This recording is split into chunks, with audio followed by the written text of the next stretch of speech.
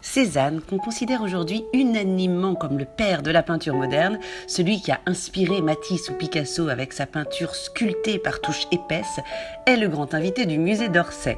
Mais franchement, si on vous dit Cézanne, je vous mets au défi de penser à ses portraits. Pas étonnant, puisque ce thème n'a jamais été abordé dans une exposition, alors pourtant que l'artiste a réalisé près de 200 portraits au cours de sa carrière. Un pari osé donc pour le musée d'Orsay qui nous propose ici de découvrir un autre visage de cet immense peintre qu'était Paul Cézanne.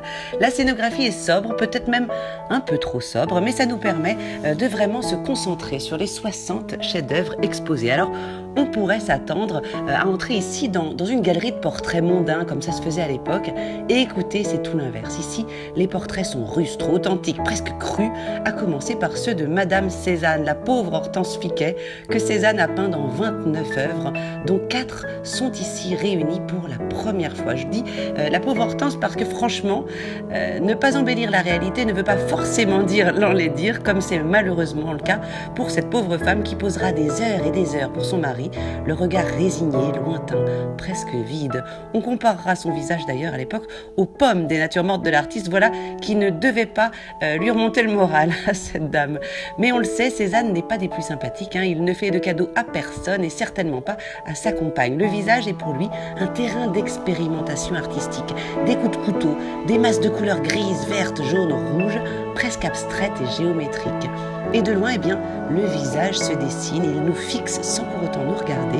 On ne décroche pas notre regard de ces personnages vrais et bruts peints dans des moments de vie authentiques. Cézanne est le premier artiste à s'affranchir de la réalité et pire de la beauté dans ses portraits qui n'ont pas pour but d'être ressemblants, mais d'être vrais, à méditer donc.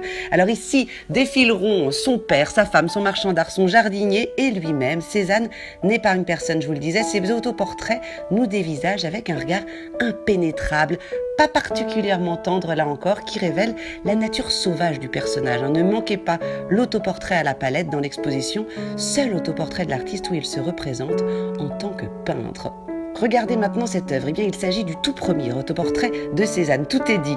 Yeux rouges, teint blafard, l'artiste revendique son côté rudimentaire, présent aussi bien dans l'ensemble de sa peinture que dans sa personnalité sauvage. Finalement, ce portrait posera les bases de sa peinture. Autre détail intéressant, eh bien, ce sont les mains inachevées sur ce tableau. Il s'agit du critique d'art Gustave Geoffroy, qui n'a malheureusement pas résisté aux longues, très longues heures de pause imposées par le terrible Cézanne. Et puis c'est vrai qu'on a du mal à évoquer les portraits de Cézanne sans parler des célèbres joueurs de cartes, le seul portrait qui ne nous regarde pas, une œuvre déclinée dans plusieurs versions dont l'une est exposée au musée d'Orsay, une autre s'est vendue d'ailleurs 250 millions d'euros en 2012, qui en fait l'une des 3 œuvres les plus chères au monde. Alors ici, on verra notamment une esquisse exceptionnelle du joueur de droite, souvent considéré comme Cézanne lui-même, opposé à une partie perdue d'avance face à son père. Voilà, très belle exposition, 60 portraits, 60 histoires exceptionnelles à découvrir ici au magnifique musée d'Orsay.